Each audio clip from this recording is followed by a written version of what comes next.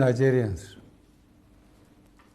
it has become necessary for me to address you, having heard from many concerned Nigerians and having concluded a meeting with all the security chiefs.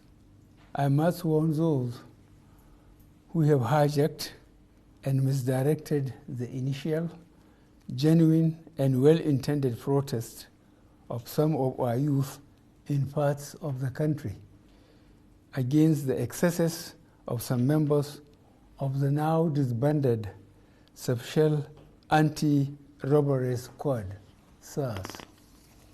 On Monday, 12th October, I acknowledged the genuine concerns and agitations of members of the public regarding the excessive use of force by some members of SARS.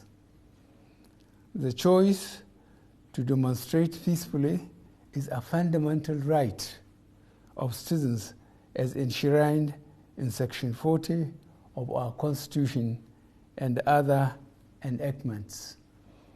But this right to protest also imposes on the demonstrators the responsibility to respect the rights of other citizens and the necessity to operate within the law.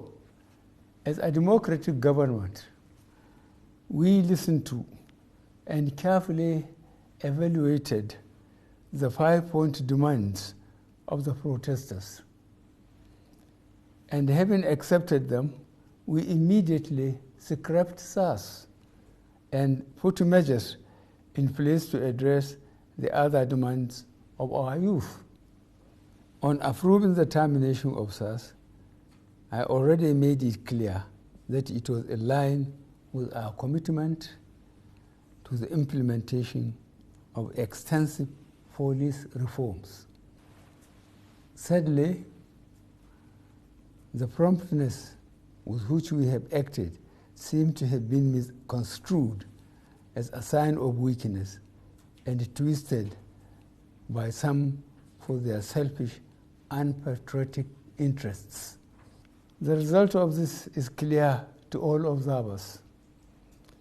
Human lives have been lost, acts of sexual violence have been reported, 2 major correctional facilities were attacked and convicts freed, public and private properties completely destroyed or vandalized, the sanctity of the palace of a peacemaker, the Oba of Lagos, has been violated. So-called protesters have invaded an international airport and in the process disrupted the travel plans of fellow Nigerians and our visitors. All this executed in the name of the Endsars protests. I am indeed deeply pained that innocent lives have been lost. These tragedies are uncalled for and unnecessary. Certainly, there is no way whatsoever to connect these bad acts to legitimate expression of grievance of the youth of our country. The spreading of deliberate falsehood and misinformation through the social media in particular, that this government is oblivious to the pains and plight of the citizens is a ploy to mislead the unwary within and outside Nigeria into unfair judgment and disruptive behavior.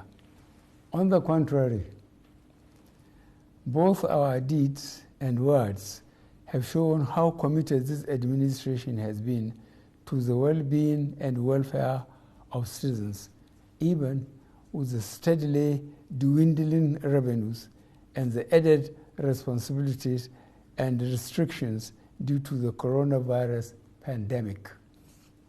Government has put in place measures and initiatives principally targeted at youth, women, and the most vulnerable groups in our society.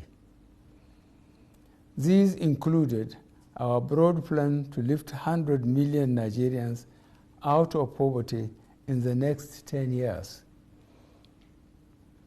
The creation of 75 billion Naira National Youth Investment Fund to provide opportunities for the youth and the micro, small, and medium enterprises survival fund, through which government is A, paying 3 months' salaries of the staff of the 100,000 micro, small, and medium enterprises.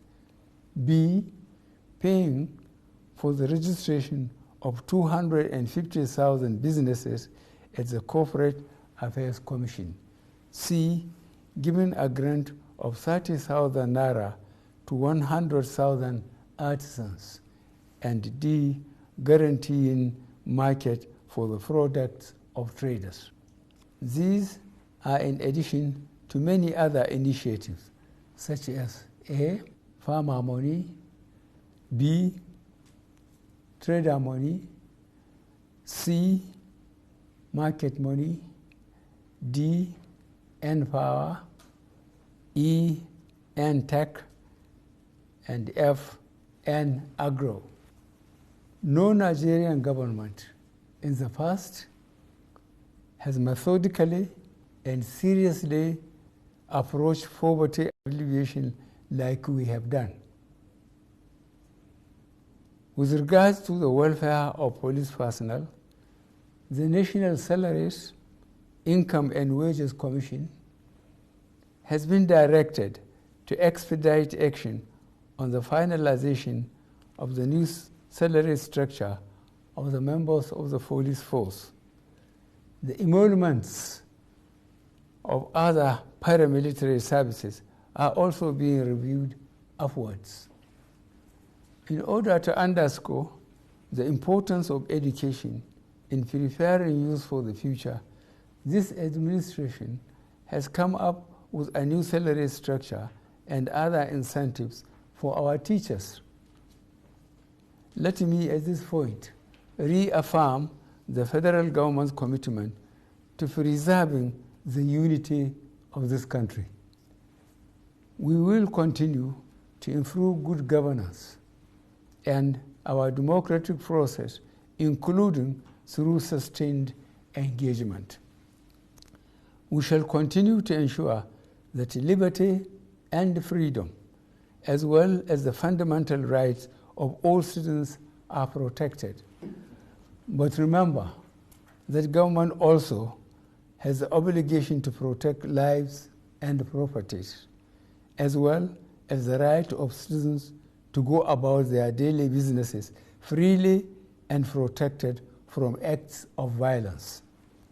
To our neighbors in particular, and members of the international community, many of whom have expressed concern about the ongoing development in Nigeria, we thank you and urge you all to seek to know all the facts available before taking a position or rushing to judgment and making hasty pronouncements. In the circumstances, I would like to appeal to protesters to note and take advantage of the various well-thought-out initiatives of this administration designed to make their lives better and more meaningful, and resist the temptation of being used by some subversive elements to cause chaos with the aim of truncating our nascent democracy. For you to do otherwise will amount to undermining national security and the law and order situation. Under no circumstances will this be tolerated. I therefore call on our youth to discontinue the street protests and constructively engage government in finding solutions. Your voice has been heard loud and clear, and we are responding.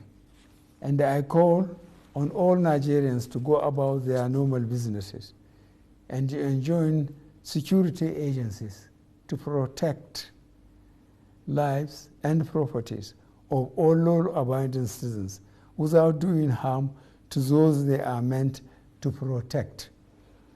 Let me pay tribute to officers of the Nigeria Police Force who have tragically lost their lives in the line of duty. I would like to thank those state governors, traditional and religious leaders who have appealed for calm and restraint. I also thank youth leaders who have restrained their followers from taking the law into their hands. This government respects and will continue to respect all the democratic rights and civil liberties of the people, but it will not allow anybody or groups to disrupt the peace of our nation. Thank you all. God bless the Federal Republic of Nigeria.